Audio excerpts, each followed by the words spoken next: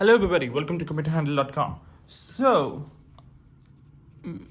before we actually go to the final practice lectures of the session, I just thought that making sure we won't forget our skills we just recently learned, let's set up a practice question. Initially, I've intended this video to have two questions, but I've instead set a one lengthy question. So it's going to take us some time to solve this because it's have got quite some chances.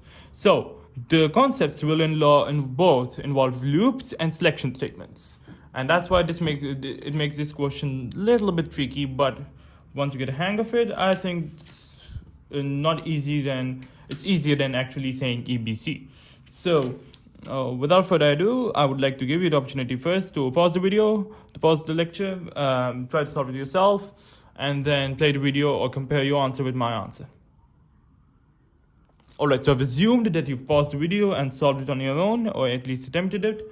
If yes, if no, if failed, if you didn't even attempt it, or in case you're just seeing it, well, I'm going to solve it here. So let's understand the question very carefully.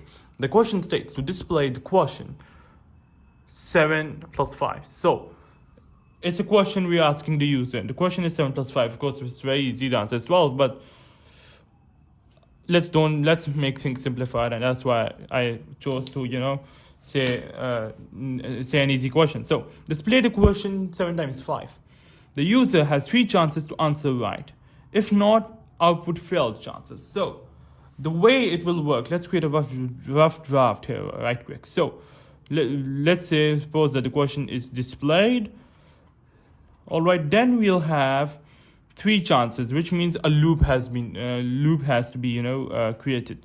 So we're going to have a conditional loop, and let's suppose the conditional loop is we can use repeat until the condition is true. All right, now recall the reason why we're using repeat. Well, the reason is that I previously told you that loop has to be repeated at least once, and yes, we have 3 chances, but the user needs to take on at least one chance to correct the answer, to answer the question correctly. So answering it at least one time means we're going to use the post condition loop, the condition coming after the main bunch of the code. So we'll have our precondition loop. However, the loop will not repeat if the answer is right. So we're going to set up an if statement within and repeat until statement. All right, I'm just writing if and end if. And let's suppose within the if statement, we'll assign a value of x to x. Let x be Boolean, either be true or false. Let's suppose x is true, okay? And let's suppose the condition is whether the answer is 12 or not, whether the value of x, which we're checking, is 12 or not. So the condition we can exactly write here is whether x is true or not. So until x is true, which means that if x is true, it's going to break up. But if x is false, which let's suppose we've set it initially outside the loop, it's going to repeat on again and again up till 3 times. And to count and to keep track of exactly whether the count was repeated or not, what we're going to do is we're going to add another if statement, which is going to check up the count. So it's going to be a lengthy program, but I think it's going to be not that difficult. So let's number our lines. This time I'm going to use some slightly small because I know we're going to occupy some big amount of lines this time. So I'm expecting at least 16. All right, let's hope it doesn't get longer than that. It may get longer, I repeat. If it does, we're going to add it here. Of course, it looks messy that way, but let's hope it doesn't do that way. So first of all, let's trace the variables we need. So we would need to have we'll display the question. These are 3 chances to enter, right? So we need to take in chance, or you can say the user answer. So one variable will be user answer. All right. Let the user answer be integer, because user can only answer in mathematical integer form. Another variable will be count, because we need to keep track of how many times the loop has been repeated, because we have 3 chances. Let that be integer as well, and we need to also assign the value of 3 to it. And here in the if statement, we'll perhaps do count -1, which means it's going to decrement the value of 1 to 2, 1, and eventually 0 when the user runs out of chances. So let's actually recall if we need another variable or not. So we need a user answer. Yes, we need a user answer. Do we need a count? Yes, we need a count. So one thing I also want to mention, it's quite difficult for us to know exactly what variables do we need here. So what we can do is we can always start our program from the third or fourth line and skip the rest for declaration, which we can do later. However, one important variable which comes to my mind is the Boolean variable, which we're going to name checker, and this time it's going to be declared as Boolean. All right, and it's going to be also assigned a value of false initially. So let's get on started with our stuff. So I'm going to leave the first 2 lines for declaration, which I'm going to do at the end in case I need another variable later on. All right, which means that I have to display the question. So let's display the question, which means we have to say output. What is 7 plus 5? And I'll have a question mark. So it's a string, double quotations, is going to output as it is. All right, and of course, another word we use is print. So I can also write print. Okay, and then we have to assign the value of Boolean, which we've declared here, or which we will declare, is false. Okay, so let the identifier be checker itself. So we're going to assign the value of checker false. All right, and now we're going to start off with our loop.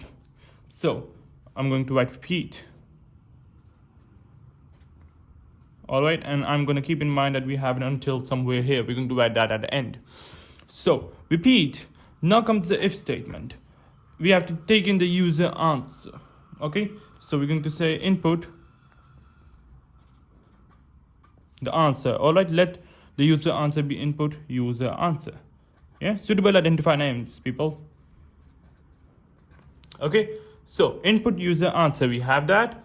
Once we have the simple input user answer, then we're going to compare it with the set answer or the true answer, which is 12. So the true answer is, let's suppose, 12. So I'm going to write an if statement. So if user answer is equals to 12, I'm going to write double equals for this comparison. If user answer equals to 12, all right, and then I'm going to write then is going to write this part. All right, and this part may include, of course, well, we can also say to the user that, yeah, you answered correctly. However, let's suppose that we are not making things user-friendly for now, for the sake of saving space. And straightforward, we're just going to assign the value of checker to true. So checker will be true, like so. All right. But then, do we need an else? Think about it. Do we need an else statement? We can just say end if. All right. And then we can say another if statement, which is going to determine the count. However, what we can do is we can always go through the else part. Okay, so if this answer user is not correct, then automatically it's going to go through the else part, and there we can deduct the variable of count and other stuff. So this way, going to save us with some space, which means that essentially we're combining these two if statements into one, and we're combining this into an else statement. You know, so we're going to write an else at line number 9, and here comes the following code. All right, the following code will include the value of count, which will include so count is equal to count plus 1. Okay, count. So I've slightly changed my strategy. So what I'm going to do, instead of decrementing it, I'm going to increment it, and then I'm going to say if count is until count is equal to 3, which means it's going to keep on repeating the loop until count will be 3. Quite simple. So the count will be, so if the users answer correctly, then we're going to set up checker to true, else the checker will remain false as per the initial value, and else we're going to say count plus 1, which means the value of count has been increased to 1, which means the user is now left with 2 chances. So shall we print string to the user that you're left with this many chances. Well, again, I just said that it's not necessary, but for the sake of just keeping track of things, let's just mention it here. So we're going to say print count chances left. So print actually 3 minus count. So we're going to say print 3 minus count chances left. I hope that makes sense. So if the value of the count is 0, all right, and the user has answered it incorrectly for the first time, all right, it's going to directly jump on to the else part. It's going to increment the value of count to 1. So print 3 minus count, which is 3 minus 1, which is 2. So it means 2 chances are left, 1 is gone. All right, that's pretty straightforward. And then we're going to write an endif statement quite here. All right, so else count plus 1. I hope we have nothing else to write here. In case we do, it's always better to save a line, which I'm going to do here. I'm going to write endif 1 line below. All right, so which means line 12 is empty for now. So the lines we have empty is 1, 2, and 12. So once this is empty, then we have, of course, the until part. So the until part will include the condition, which was that if until checker is true. So until checker, the boolean value which we declared, or which we will declare, true. So all right, and because this time we are comparing, we're going to use the equal sign, not the arrow sign. That's going to make things incorrect. All right, true. So let's repeat all of this quite shortly before we actually end on with print and other stuff. So let's create a trace table. We have let's actually declare things first. So declare. So what variables we exactly use? So we use checker, declare checker, and we have no other boolean. All right, so it's only checker as boolean. And then we're going to declare. It's going to get a little bit messy here. It's going to say declare. We're going to declare the value of count. We're going to declare the value of user answer. And we're also going to declare the value of nothing else. So I think that's quite it, as integer. All right, now the program sort of makes sense, and now the program will run perfectly. So let's drive in exactly what's going on. So we have 3 variables. We have count, we have checker, we have user answer. Okay, and then we have output, of course. All right. And we know that the loop is not going to repeat more than 3 times. It's safe to say that we may only use up to 4 lines. All right, so let's suppose it starts. So it prints, it outputs what is 7 plus 5. Okay, so the value of checker is now assigned to false. Okay, and now the loop will start repeating itself. So input user answer. Let's suppose I input the value 7 plus 5, let it be 10. Okay, it's going to check. User answer, is it equal to 12? No, it's not. So it's going to jump onto the else part, and count will be increased from 0 to 1 on the next line. And then also we're going to output 2 chances left. All right, that's quite simple. And then it's going to go endif. Now, is checker true? No, checker is still false, which we assign it to the initial value. Then we'll come back again to the repeat. And this time, note that this line, the line number 4, where we assign the value of checker to false to checker, is not going to repeat more than 1 time, which means that the only value of checker which can change is from false to true. Otherwise, it will remain false. Okay, so that's it. Then let's suppose we enter another number. Let's suppose this time be 11. All right, and the value of checker again will remain false. I can just write false as it is, and then the count will be increased to 2, and we're going to say 1 chance left. 1 chance is left. Well, of course, 1 is a singular. We should say 1 chance left, but according to the program, it's going to say 1 chance is left. Well, that's going to have a lengthy if statement to correct a little bit grammar, but let's suppose grammar is an exception for now. So one chance left. Now this time let's input the correct answer. Let's suppose it will be 12. Now this time the value of checker will be true because it will run the if part. It will skip the else part, and then it's gonna, and then it's gonna check whether the condition is true. Yes, checker is true. It's gonna break up and it's gonna output that you answered correctly. Let's suppose that. So you answered correctly. Print. You answered correctly. Okay.